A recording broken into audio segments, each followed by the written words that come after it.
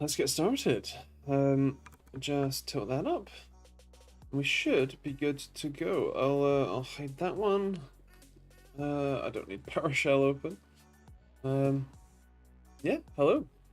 How is everybody doing? How's things? How's life? How's the universe? How's your week been? YouTube is telling me that I'm live. Good. Good. Hello, Crazy Beer. Hello, Ish, and hello, Simon S63 Tech. How you doing? How's things? Evening. My kids love it when their mum says dad's cooking. It means takeaway. Nice. Oh, hi, Mark. How you doing? How's things?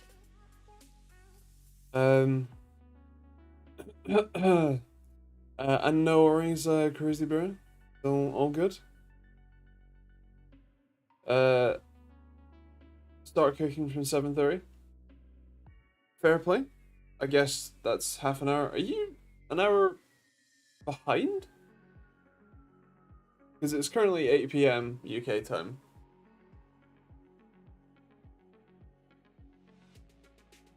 In the UK.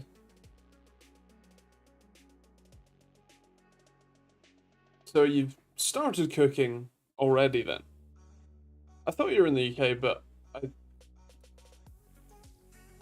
anyway, worth the time investment for marital bliss. Fair play. How's everybody this week? What's everybody been up to? Anything fun? Anything interesting? I've been. Oh, I don't have any of the stuff. It's all upstairs because I was filming it. I've been playing with different microcontrollers. With the what you call it? With Thread and Matter, not to be confused with Threads, the most recent spyware from our favorite Android. Yeah.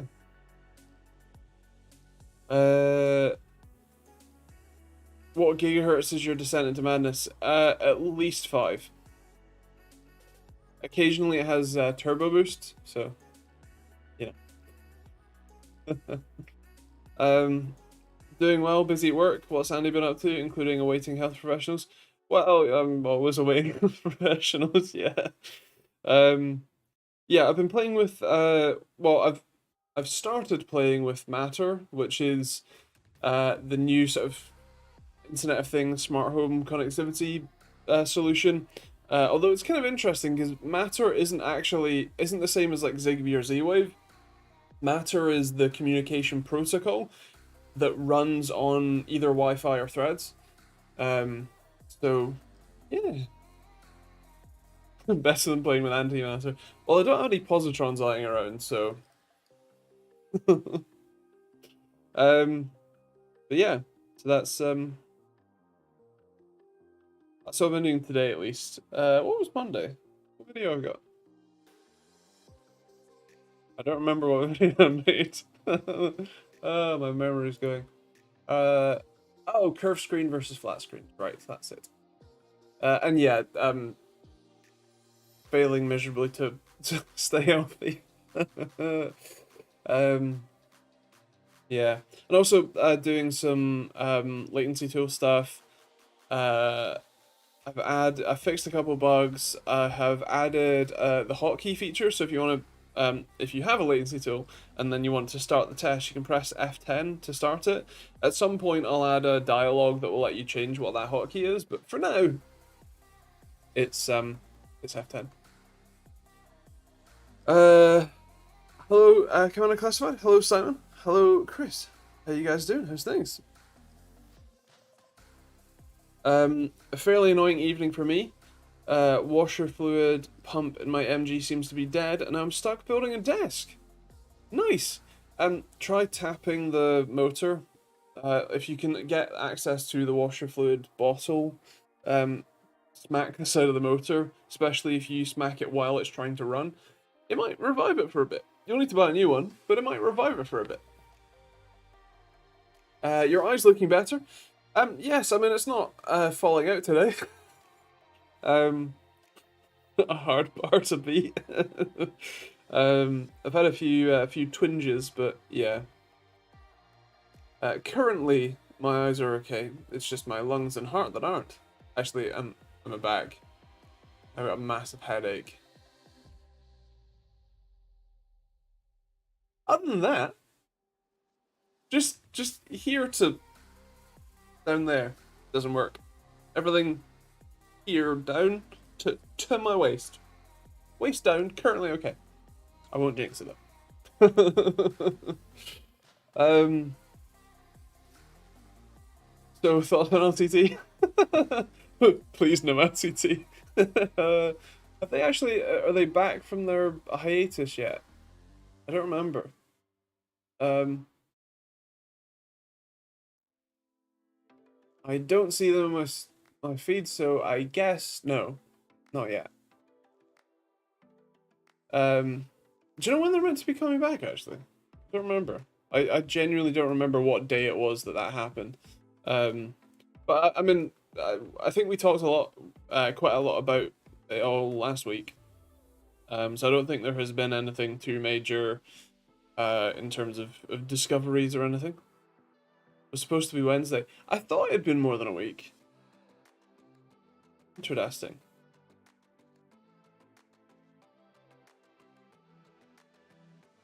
Due, but nothing happened. Yeah. Headache is good. It means something's in there. I'd hope something's in there with all the yeah, Bill.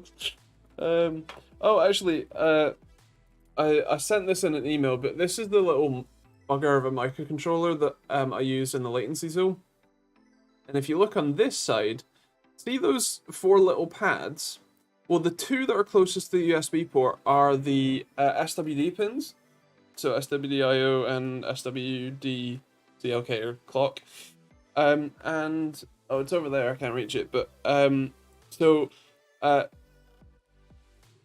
for some information, a couple of the latency tools have bricked themselves, basically, because Seed, the manufacturer of this little bugger, didn't bother to protect the bootloader. And what's even better is that the chip that's in here, the chip actually has 2 bits that you can set that are called bootprot, which protect the bootloader. Yeah. So they didn't. Basically, if you don't know, microcontrollers are more simple than sort of single board computers like the Raspberry Pi. The Raspberry Pi is an actual computer. You run Linux on this, right? You run it from an SD card. You have video output. You have USB, Ethernet, all that sort of stuff. You can have Wi-Fi. It just happens to also have these GPIO general purpose input-output pins that you can tell it to do various things with, which is what kind of bridges this between your desktop computer and a little microcontroller like this. Microcontrollers run what's called a bootloader, so that is basically the most basic code that just gets the chip ready to do stuff, and then goes and loads the stuff you've told it to do. So in my case, that's an Arduino sketch. The thing is, if that bootloader goes missing, then things like the USB initialization or the ability to communicate with anything, poof, gone. And so something to do with my code, probably the fact that I use an array that's most of the size of the RAM that's on this thing, is makes it basically brick itself. Now, happily, I have changed my code to fix their problem, and I set the boot protection pins, bits rather. So now any board that's on version 0.9 or higher will have the boot protection enabled, which is very good. The only downside is that there are a couple of boards, I think maybe 4 in total, including this one, that have bricked themselves, and I've shipped replacement boards, PCBs to those affected, and I'm paying for them to ship theirs back so that I can take them off, solder tiny fucking pins, and then repair them and use them again.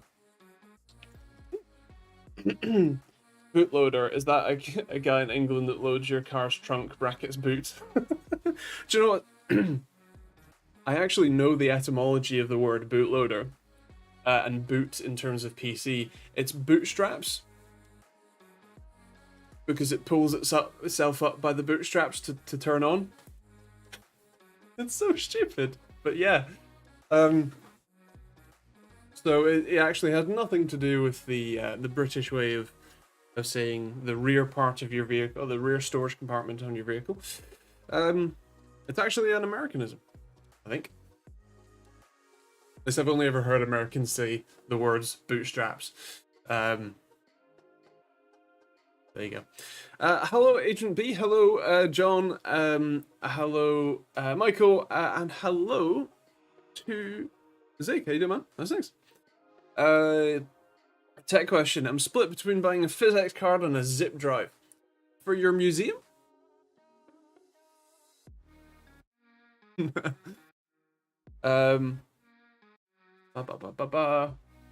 Also, John, percussive maintenance. Sometimes high-tech problems require low-tech solutions. Pretty much, yeah. I do quite like a good percussive maintenance. It's a squishy bag with 1 to 2 feet of pipe into the pump. MG, man. The bootstrap method of diagnostics, meaning trying known good parts till you find the source. I like the term parts cannon for that. You load up the parts cannon and keep firing it until you find what was wrong. It's not the most efficient method of diagnostics. But yes.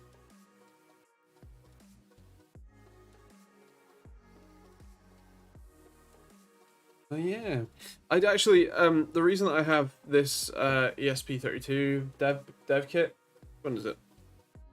The S3 dev kit Z board out, is I actually would like to make some Matter devices. Well, Matter over Threads devices. Like basically, I want to make smart home tech that you could buy, right? The problem is one. Thread in particular can't use a standard ESP32. You have to use the new H model because it doesn't use 802.11 for Wi-Fi. It uses 802.15.4, which is actually the same as Zigbee. It is still 2.4 gigahertz, but it's a very different type of protocol. It's low power and all that sort of stuff. Yeah. The other problem is that if you want to put the Matter and Thread sticker on your box, the cheapest one is $15,000.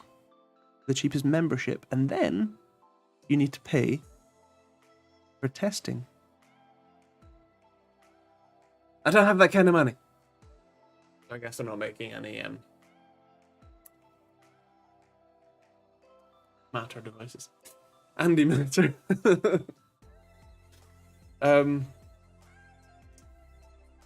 Hello, Gavin. Wee bit over budget, maybe. Just a little bit, yeah. Considering I don't think I've spent $15,000 and/or pounds, like that's maybe a year of living expenses. Like everything I spend in a year is like £15,000, give or take, maybe. Forgetting some of the ancillary stuff. So yes, it's quite a lot of money. And especially because I'm not a volume manufacturer, I wouldn't be selling tens of thousands of them to then make that money back. Which, by the way, that's an annual fee. That's $15,000 a year. So, yeah.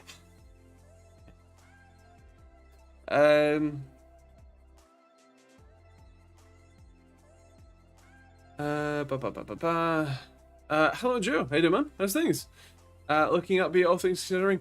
It's a coping mechanism, yeah. I currently have a massive headache. I'm not feeling too low blood oxygen. In fact, we can check together.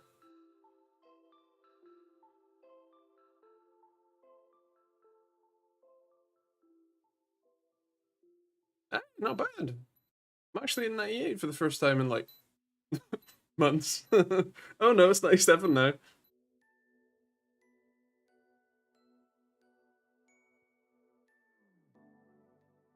The one on the left is blood oxygen, the one on the right is pulse. Although, as you can probably tell by the fact that the little graph on the bottom isn't pumping very well, um, it's not a very accurate pulse. Per signal on that one. Yeah. Does that explode when it reaches 100? Well, it's okay, because neither of them get to 100. At least while resting, anyway. Uh,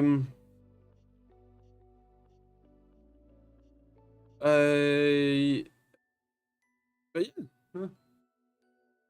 good. Currently trying to code an AI using a Raspberry Pi that I bought out of CEX, so it was the cheapest project ever. Nice. Out of interest, what sort of AI? What library? What language? What? Everything.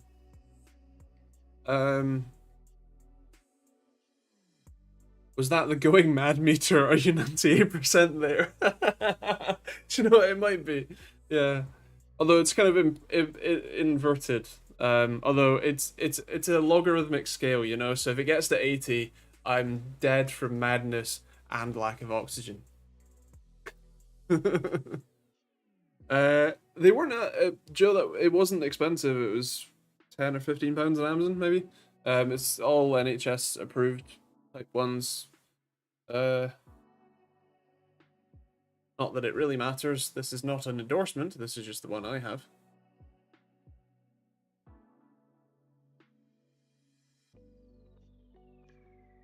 I like that it's IP22 rated. Like, it costs money to IP rate stuff, but they did it anyway.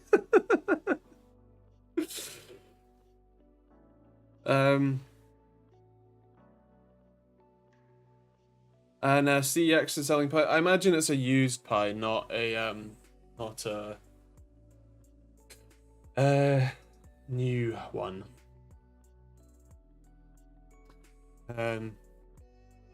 CX is weird. I haven't been there, and I haven't been in quite a while. I haven't been in earnest since I was like a teenager.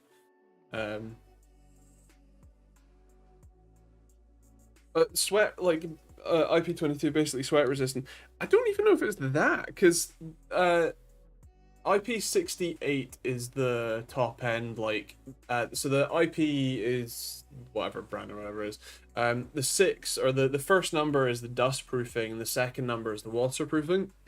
So IP 6X is the most dust proof something can be. The dust will not ingress that device.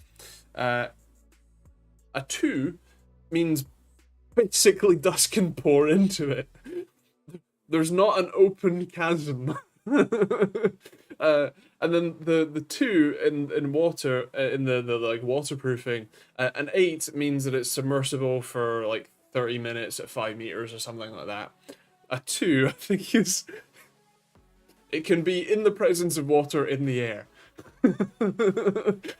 Which is why it's so funny that they paid money to have that certified at IP22. Oh, OS OXTT. Nice. They're remarkably simple devices. I don't know if you've ever looked at one, but it really is just... I don't know if you can see it in there. It's just a red or green LED and then a receiver on the other side. Like photodiode basically on the other side, and then a little bit of what I assume is there will be some open source library for it to process that light data. Yeah. The rating serves more as a warning. You're right, it does. That's great. The medication you're on, you're not eligible for free prescription, as I was told. If you need medication for the rest of your life, I'm epileptic, free travel and meds. I'm in nice. I pay for a oh shit, I actually need to buy another one. Prepayment, so it's £120 a year. which obviously if I didn't have to pay that, that would be nice, but I would imagine that I don't think I'm currently at a this is permanent type thing. So yeah, and I think I imagine that it's not like, is it just your epilepsy medication that's covered, or is it everything? I think you should ask about it. I will the next time I'm at the doctor's. Actually, the next time I see a nurse practitioner, because the nurse practitioners are so much nicer and have so much more time for you. Yeah. Actually, as a funny aside, when I went to the doctor's, every single time I go to the doctor's for anything even remotely that could be serious, like heart pains or whatever, or chest pains rather, I'm told in various ways that I'm either sort of exaggerating it, faking it, it's all in my head, or just outright dismissed. This time, well, the doctor did do all of the right steps in terms of like what like the things I need to do. Like I had a chest X-ray yesterday. I'm seeing the rapid heart chest pain clinic in the next 2 weeks or whatever. Whenever they have an appointment free, doesn't seem very rapid to me, but there we go. All that sort of stuff. But he did also say 3 or 4 times, maybe I was just tired. No, normal people don't have like a real bad chest pain and pass out on their stairs. Oh, how that works, isn't it? Everything also asthmatic gets meds for free, where I didn't before. Nice, cool, fair. So more GPUs coming from AMD. Saw that Best Buy had a page with 8299 for a 7700 XT. That's more than what a 7900 XT is going for. Yeah, I would hope that was a typo, because the 7700 XT should be what, in the 300-400 mark. I am also he's not currently in the chat, but Essentialist on our Patreon Discord sent me a leaked screenshot of an MSI press deck that had Intel's new chips, the 14th gen, and functionally said that the 14th gen is the minorest of bumps, with only the 14700K getting 12 E-cores instead of the 8 it had before. Otherwise, yeah. I am in the chat.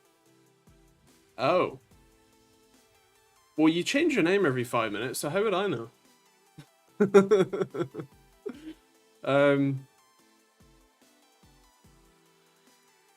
You're also just a black ball on my dark mode screen, so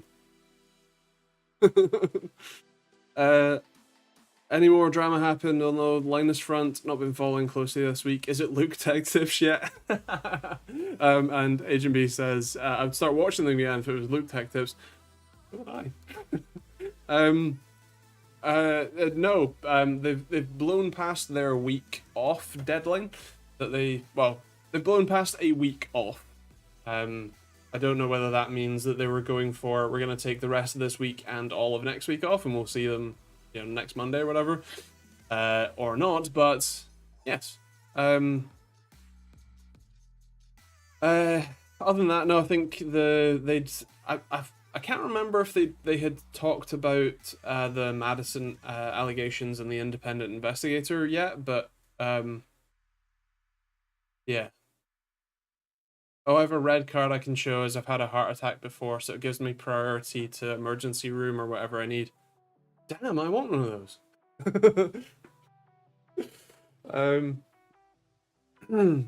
But nice. On my Garmin watch, my average heart rate on Saturday was 50. Highest in last week was 58. Nice. Mine's normally about 70. But then again, I do have ADHD, so I'm always moving. What's going on for Linus? mean, if you missed it last week, there was a series of well, Gamers Nexus made a video basically saying, like, showing some evidence that Linus Tech Tips has not been very good with data, and has also had a few whoopsies in terms of editing, and basically that their attention to detail and that their like careful checks and planning have been failing, and especially because they are ostensibly the largest, you know, PC gaming tech channel on the internet. It would behoove them to be as accurate as possible in showing their data. But that then prompted Linus to respond really badly on the forums, claiming that Steve from Gamers Nexus, it was bad journalism to not reach out. Also, there was a bit of a whoopsident in terms of handling a one-of-one prototype from a actually British company, Billet Labs. Oh yeah. And yeah. What else? So yeah, Linus had an absolutely terrible reply in the forum.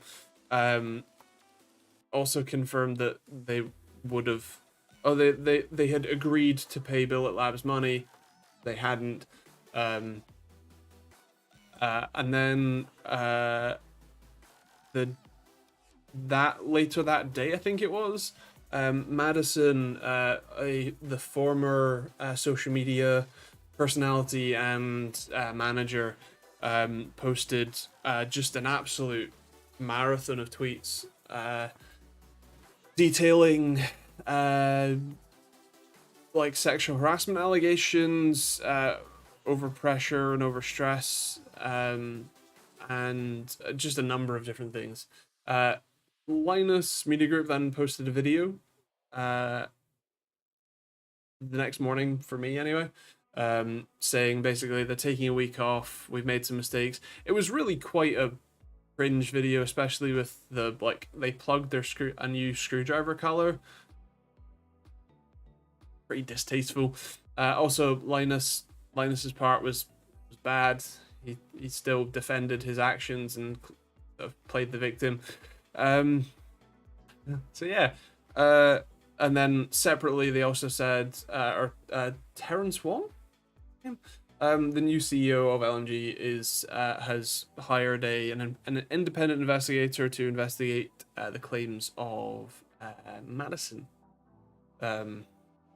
Also, as Simon says, 2 people have confirmed that Maddie did speak to them about the things she brought up while she was working there, and after that was Taryn and Colin. So I think they both said, Colin said that while I don't think Madison had spoken to Colin specifically, he believes what she says, and Taryn corroborated the pain in the ass for her to try and get some RAM for her workstation story, which then also sort of lends some credibility to talk about or to everything else she said. And again, it all pretty much lines up. Taryn Wong, that's it. Have you watched the Incultures video? I have not. I feel like I've kind of, I understand the situation. I don't really need to spend another hour and a half of my life watching you know, someone else talk through it.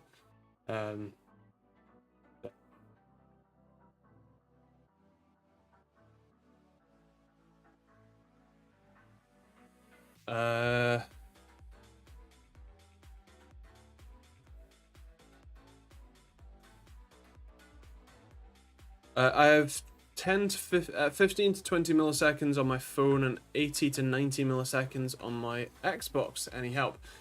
So when you say milliseconds, is that just in like speed tests or like some testing utility, or is that in a game? Ocelia. Uh,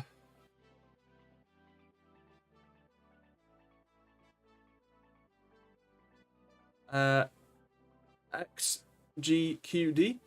Congratulations. What are you studying?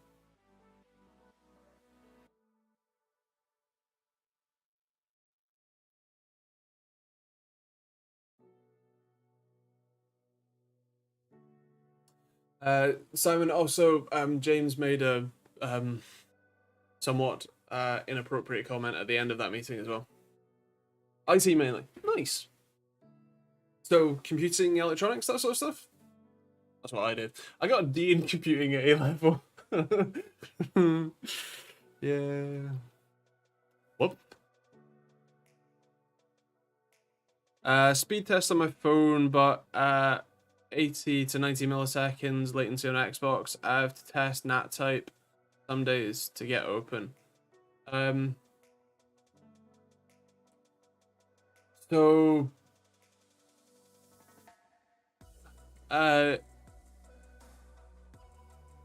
actually, there can be a number of different reasons for that sort of latency with your internet. But the some things that you might want to try, because obviously I can't troubleshoot this directly for you, but some things that you might want to try are your router, especially if it's a relatively new router.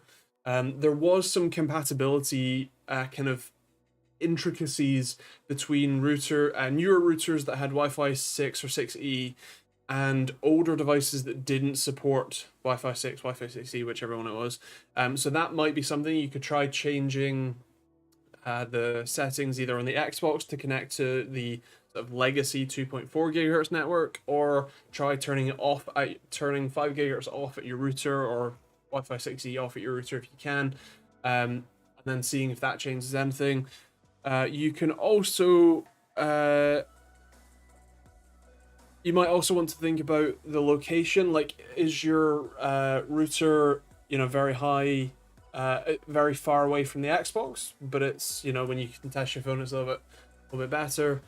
You might also want to check that your phone isn't just failing over to mobile data, because that can happen sometimes, especially if it loses, Wi-Fi connection for a minute. I have Spectrum Wi-Fi 6E router and I was doing research. They said like firmware region, but I don't know. Got ya. So I mean, the ISP supplied routers are always dog shit. So depending on if you want to invest some money, you might have a better time purchasing even a relatively cheap router, and basically just setting up the new router as the your new one. Also, if you can run wired, that would be even better, because that will be functionally zero latency, so even better. But obviously, that's not always a reality. So yeah. Any more news on the OSRTC fronts? No, it's shipped it out this week. I need to email them to say, hey, by the way, don't doesn't work on Apple stuff. So yeah, we'll see. What £600-ish GPU would you recommend? I've always had Nvidia, not a fanboy. I feel safe with them after 20 years. £600, brand new you might struggle actually, but anything used, because realistically there's not that big of a difference. I can't remember off the top of my head what £600 falls into these days, especially in the new market. But I can check. What Nvidia stuffs. I have input lag, but I'm not lagging. Then is there a chance that it's just whatever test you're using on the Xbox? Because a lot of games, especially first person shooters, do if you hold, it's normally LB for a lot of things, or back, whatever. will show you, you know, a leaderboard, and it'll have the pings listed. So that might be something you'd be interested in. You can get an 4070 for 600, for around 600. There are a couple that are sort of just below 600, but realistically, I think a used card, like, I think you could even get a 3090 Ti for that. You know, on eBay or whatever.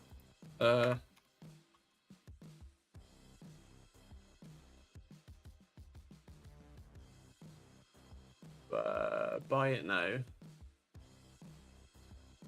Maybe not a TI. A 6950 XT is an AMD card. Pretty decent one, actually. Oh, go away.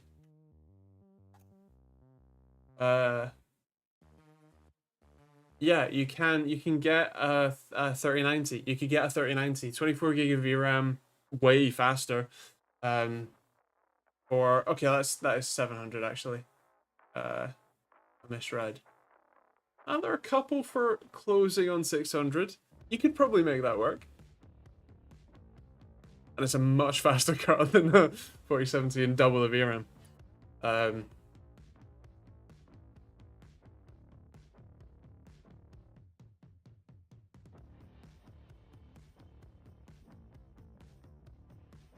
Yeah, 3090 or 3090 Ti if you want to stay NVIDIA or 6950 XT.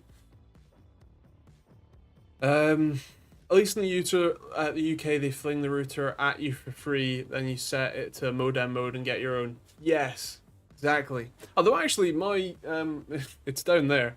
Can't quite see it under the mess, but my Fritz box from Zen is pretty great. It has all the features I could want. It's not shit.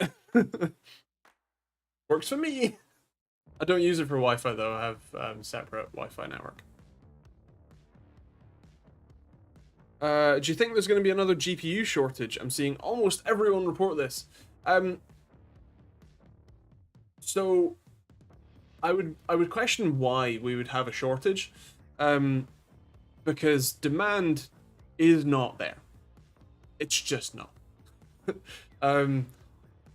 The demand, especially for the mid-range cards, is really, it seems quite low. You know, there's very much not a buzz about it. And the overall trend in the electronics and especially gaming industry, like PC gaming, is down at the moment. Like, you check Google Trends. So I wouldn't think so. The only reason I could imagine there would be a GPU shortage is what you might call a manufacturer shortage, in the sense that people like Nvidia and AMD just won't bother making many cards, and then especially if the next generation happens to be better, or you know, new cards happen to be better that might prompt people to actually buy a card. Until that point, I don't think so. So yeah, I like the Fritz, but Wi-Fi is UniFi APs. Yeah, mine's Netgear Orbi at the moment, although I would like to swap to UniFi APs. I just haven't got around to buying any yet. I've got a UniFi Switch 8, which is the PoE one, so I can drive the a UniFi AP. I kind of want one UniFi AP that I put at the front of the house here, and then it projects backwards. Maybe a second one towards the back, but then I've got to run Ethernet to that. I don't know. Got to think about it.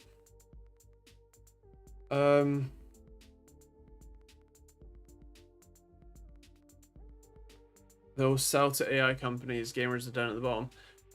So yes, but AI in general has quite a few specifications that most gaming cards just do not meet. Namely VRAM, but also just raw computation power. Only the top end, like 4090, 3090 Ti, whatever, would be a good bet for that. Otherwise, anything that doesn't have 24 gigs of VRAM at least just isn't interesting. Oh, silicon wise, in terms of what they prioritize wafers for. Yes, I would agree with that as a concept. Although it's still a bit of a cost-benefit analysis because the number of Hopper GPUs that are like literally that by that on a 12-inch wafer, you can only get, I think we've talked about this before actually, you can only get a small handful of them, and even if you're selling them for 10,000 or whatever, yeah. Nvidia makes almost 1,000% profit on AI cards. That's not surprising, yeah. I don't know if it counts quite as profit, once you factor in R&D and software development costs and stuff, but yeah.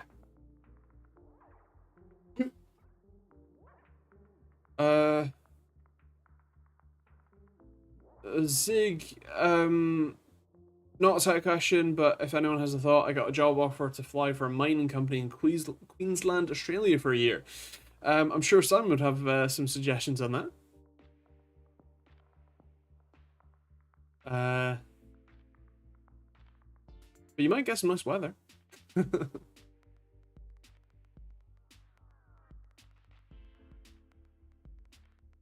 I miss anything? We get a black box from NBN, i.e. the ISP provider, to get the internet service, but they either give you a modern modem router or you put your own onto it. Can't get anything else than the NBN box to connect. Interesting. With ours, as long as you have password, it's fine. Like the username password to log into the PPPoE. You don't need the ISP supplied stuff. But then we don't technically have a monopoly. I mean, we have OpenReach lines, but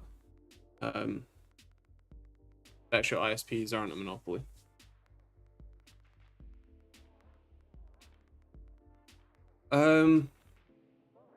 Thoughts on the Indian moon landing? I want to believe it's real, but looks like a Meccano spaceship.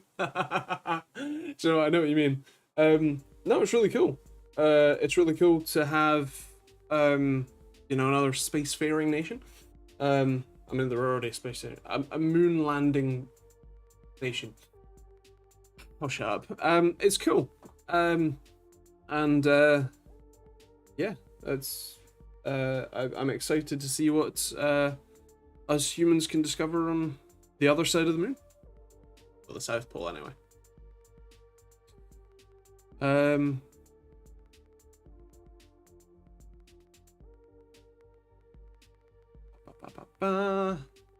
Miss anything?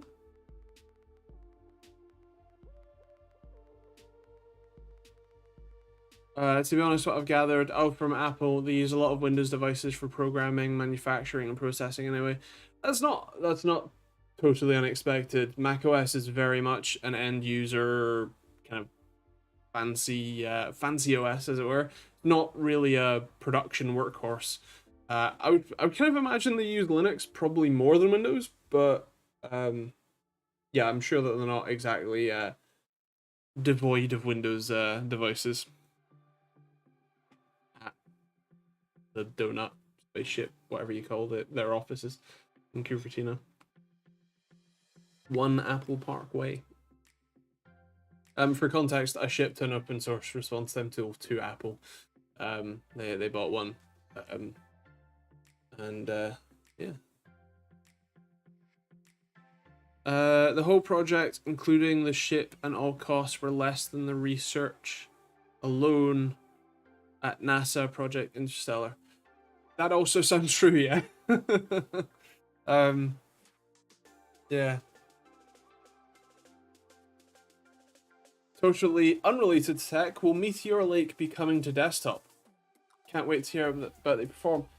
Meteor Lake, I'm not sure. Raptor Lake, yes. Because it's Raptor Lake S refresh, apparently. Got into the Blade essential set. Is Meteor Lake their laptop ones? They're probably not.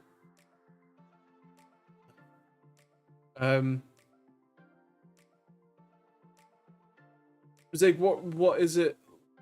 Is, you know, I assume it's people you'll be flying in and out, right? Of more remote areas. I think it'd be a really cool experience.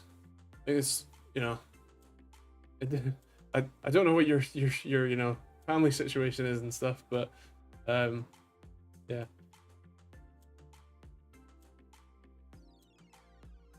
Very good money in it too. I mean, again, I think sounds pretty cool.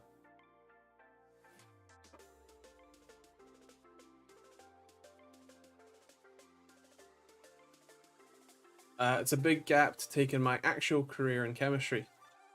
I mean,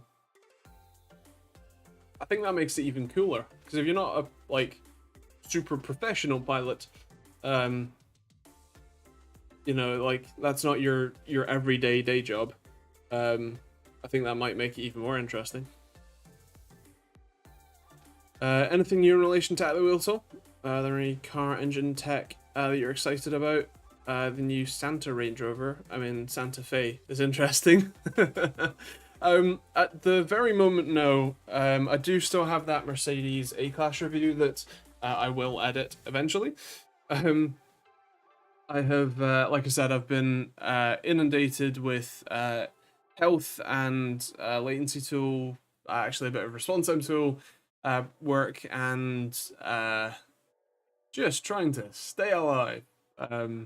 So yeah, I haven't had the time or mental capacity to edit that yet. I've actually not been super up to date on a lot of the latest car releases. I think there's an motor show going on right now. Maybe it was just Goodwood, who knows. But yeah, I've seen some of the new stuff, but I've not been paying too close attention. I think the general trend in the motor industry obviously is electrification of various things. I think the thing that I've been watching the most is actually the Edison Motors. They are a Canadian logging truck company, or more specifically, their founder Chase is a Canadian logging trucker who has started building a diesel electric like vocational logging truck called Edison Motors, and it's really cool because they've sort of designed it so it has electric e-axles. So instead of having you know, your engine at the front, your gearbox, and then your drive shafts, two motors, and then the drive shafts have to be daisy chained because if you have multiple axles, you know, you have up to, I think, 3 axles normally. You know, they have to be daisy chained. There's a lot of complexity and sort of pain there. It's also not the best, obviously, for the environment in terms of just pumping diesel fumes out, but also in terms of the actual operations. So what they've done is they've replaced those rear axles with electric motors that are something like, I want to say 400 or 500 kilowatt motors, which is crazy. Obviously, all of the torque in the world. And then they have their batteries inset the frame rails, and then they have a much smaller diesel engine than you would normally have because the electric drivetrain is way more efficient. And so you have the diesel generator and a generator strapped to the back of it to charge the batteries. But you can also have things like your entire trailer, like if you instead of logs, if you have an actual trailer connected, you can plaster the thing in solar panels, and you can be charging the batteries at a decent rate because you have enough surface area to actually be charging the thing. And you can also, they've sort of designed it quite modularly in the sense that you could replace the diesel engine that's in the front with more batteries or a hydrogen fuel cell or whatever newfangled technology you want to put in there. You can put it there. They're also really very clear about, like, what they're doing is open source, which is amazing. What they're doing is making everything as they say, skookum, as well built as possible and as repairable as possible as well. You can go to your local parts store and buy basically all of the parts you need, whereas more conventional vehicles, trucks or otherwise, you need to go to the dealership and then wait 6 weeks for them to order the part for you. Ask me how I know. So yeah, that's yeah. Sounds like a diesel electric train not on tracks. Yeah, pretty much. That's pretty much what they've done. I can't imagine that an electrified truck lorry is ever going to be efficient enough to justify its existence. The sheer weight of it and the batteries to run it must be nuts. Well, so here's the thing.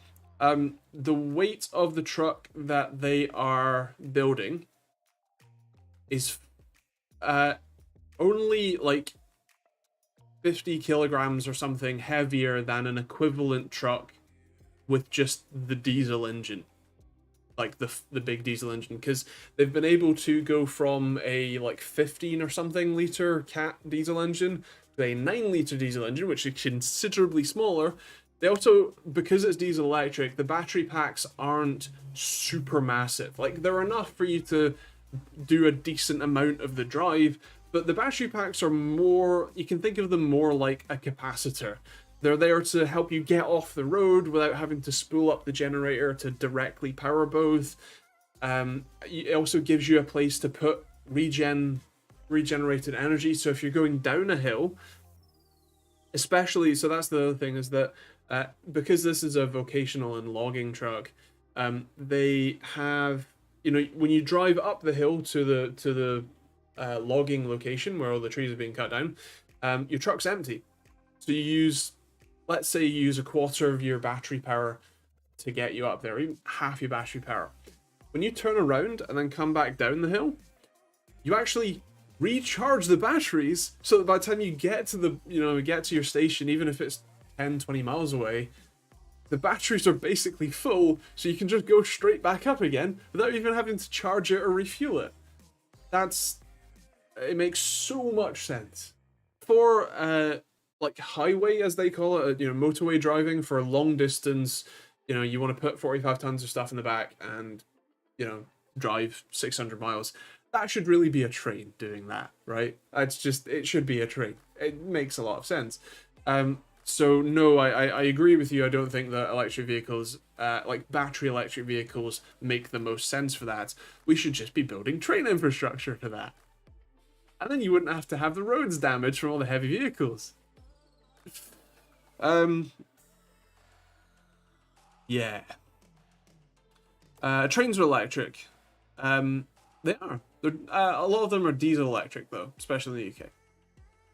And in the same fashion, they're electric motors to drive the axles, but it's a diesel generator that powers them. If they're not directly electrified, obviously. I've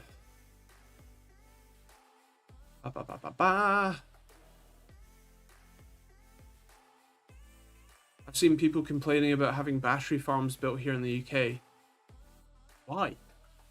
It makes sense. We don't use all of our electricity, especially wind and solar, when it's generated. Why not store it? And then we don't have to generate more later.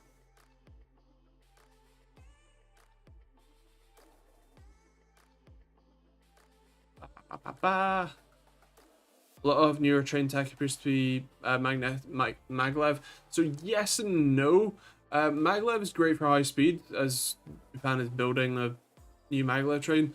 In practice, it's nowhere near as efficient for heavy weight. Steel wheels, steel tracks, still the best way to do it. All the people in the UK just complain. Yeah, good point. I remember the pantograph lorries that Tom Scott did a video on, not seeing the update since.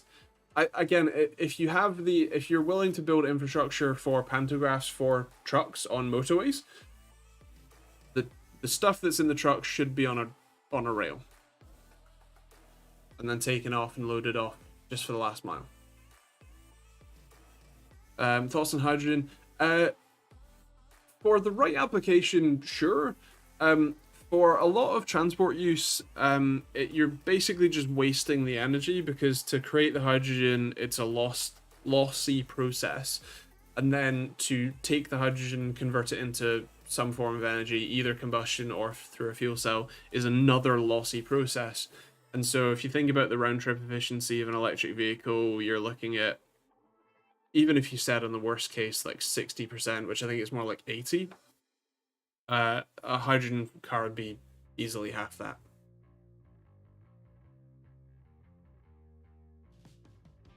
I think electric vehicles is going to be the worst decision ever made in the world. Well, that's a bold claim. Why?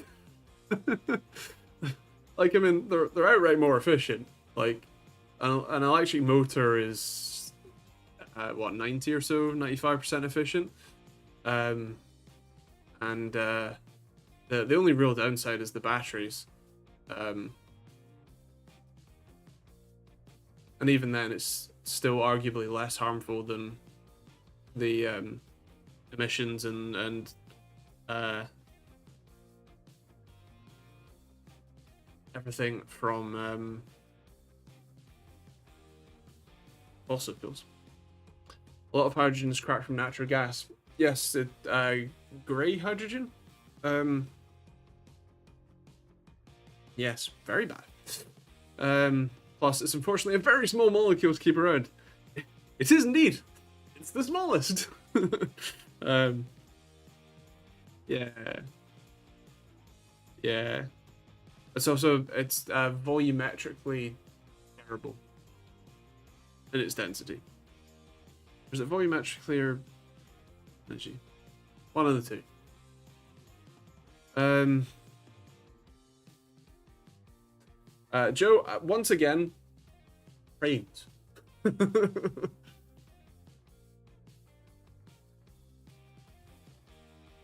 The problem with EVs is that batteries either burn or are hard to recycle. Yes, I think we're still very much in the early stages of that sort of infrastructure.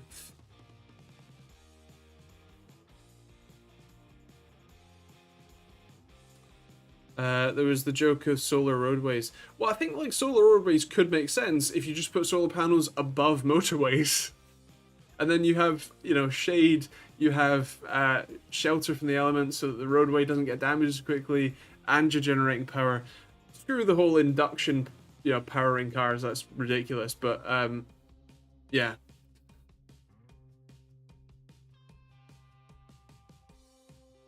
There are I assume 4 times more pollutants to make. So I think it depends how you measure pollution, and also the graph of even keeping your existing car in terms of carbon dioxide emissions. The trade-off is something like 6 years. Your battery lasts for 5 years. That might be a bit of a stretch. The really early ones, like the original Nissan Leaf, yes. The more modern vehicles, 5 years is very, very fast for a battery to degrade to the point of being useless. I would imagine 10 at least, which is about the lifespan of an average car anyway, give or take. And in theory, you can replace the battery packs on most cars. It can be, depends on the car, it can be quite an invasive process. But it'd be similar to, you know, getting an engine rebuilt. If it ain't broke, don't fix it. Well, the thing is that it is broke, right? Like, even just the emissions, like the soot emissions in cities. Like, if you look at London, LA, or Beijing from, you know, a decade or two, it was real bad until we, you know, started fixing it.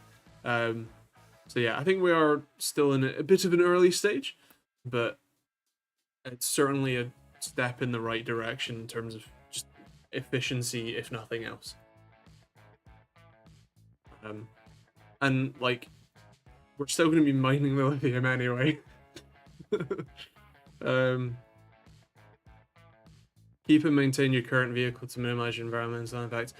So again, yes and no. The trade-off, especially in terms of efficiency, like I said, is even if you factor in all of the production emissions for a new electric vehicle, I think the trade-off period or the break-even point is about 6 years, even keeping your existing car, unless it's very fuel efficient. Mine isn't.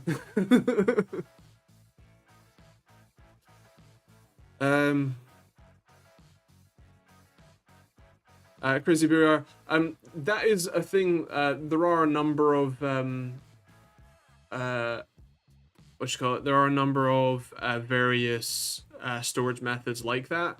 The most common one is actually just hydroelectric. They pump water from a lake at the bottom to a lake up a hill, and then they let it back through the dam and through the turbines to generate electricity when you need it.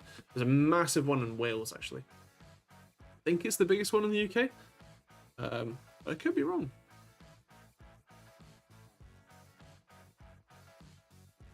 The pollution it will take to make the electricity enough to power these cars is going to be astronomical.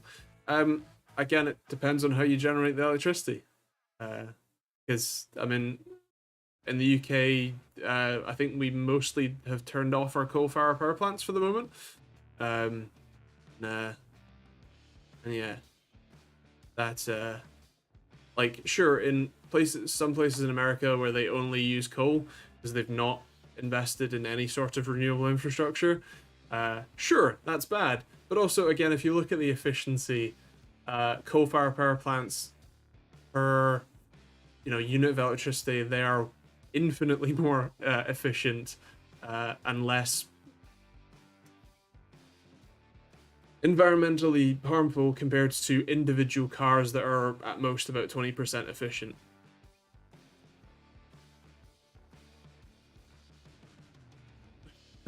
A local pub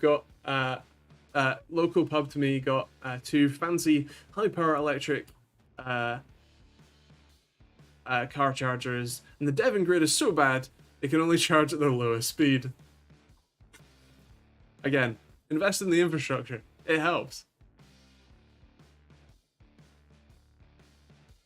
Joe, so I mean the batteries themselves, it's important to note that there's a difference between the usable life in the car and the usable life in the battery. When they drop below, I think it's 80% or so capacity, they won't be very useful in the car, but you can take them out and put them into grid scale storage, and then you get to reuse as opposed to recycle those batteries, which extends their lifespan for another 10, 15, 20 years. As for the cars, that is obviously a problem that will need to be addressed. I think the auto manufacturers are, I wouldn't say guiltless in this situation, because it works to their favor too, right? Because you've got to buy a new car from them, or at the very least you've got to buy a new battery from them. So yeah, I think there's we might need to rethink how the incentives for the auto manufacturers, just a little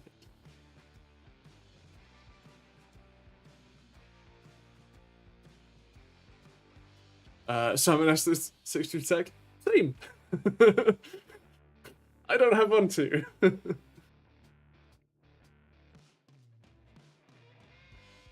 I think it would work well for my wife in terms of like a city car, but again, price just can't justify it right now.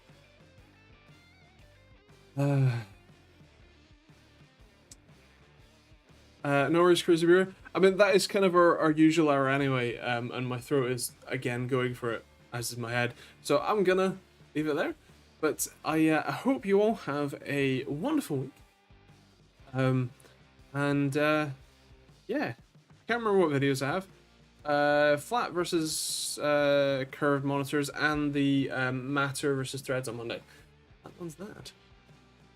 But yeah, I will catch you all, tomorrow for a video, Monday for a video, and next Thursday for a stream. Yeah. I'll see you next week.